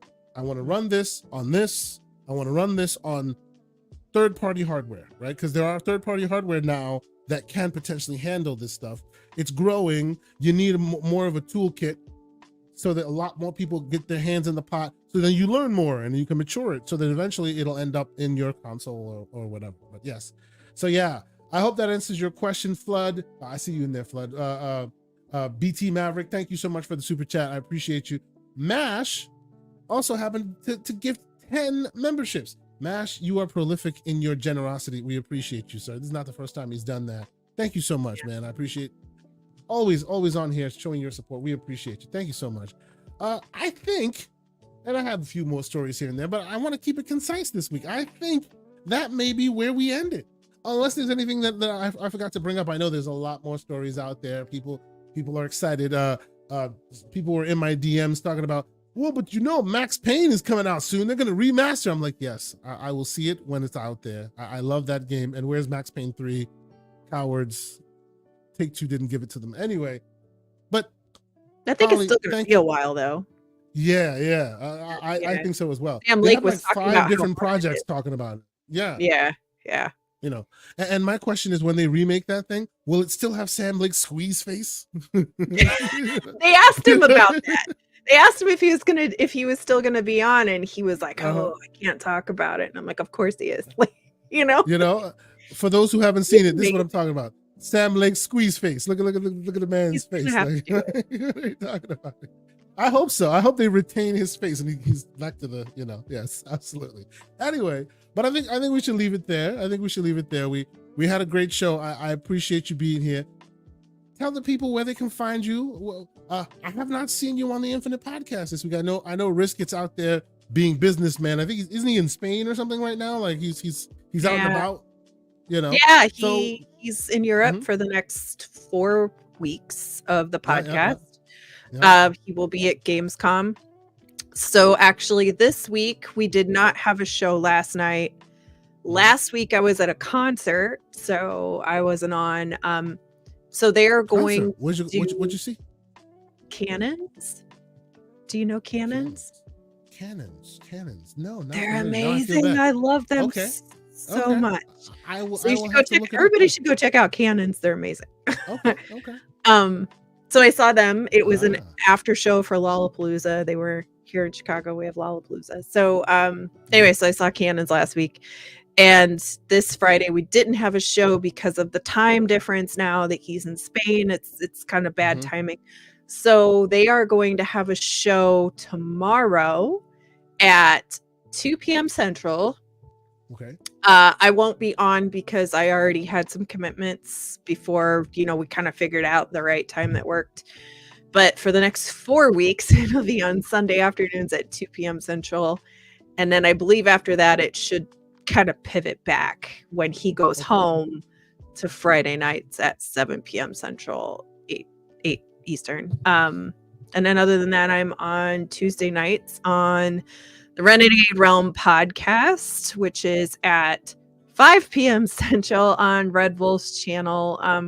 We try to talk about games, but there's a lot of ADD and goofiness. It just winds up being a goofball podcast, which is so much fun. Always the best part, yeah. It is. It's a really good time. And then tomorrow night I'm actually going to be on Web Dave's show. So. Oh, awesome. Excellent. We'll catch you on Web Day show. I like to lurk in the chat on that show whenever possible. Yes. And by the way, expect a drunken butt dial video latent thing when Risk It and I get together, because that will happen next week. I warn you now. Forgive me. Don't put that on social. Just warning you now. It's gonna happen. Because I know Risk It. Oh boy. Yes. Kay and Risk It might have gotten 2 drunken messages from me and another friend that they know as well a few weeks ago. So it would be paying it back, right? hey, man. We love them drunken messages. It keeps us young. It's a beautiful thing.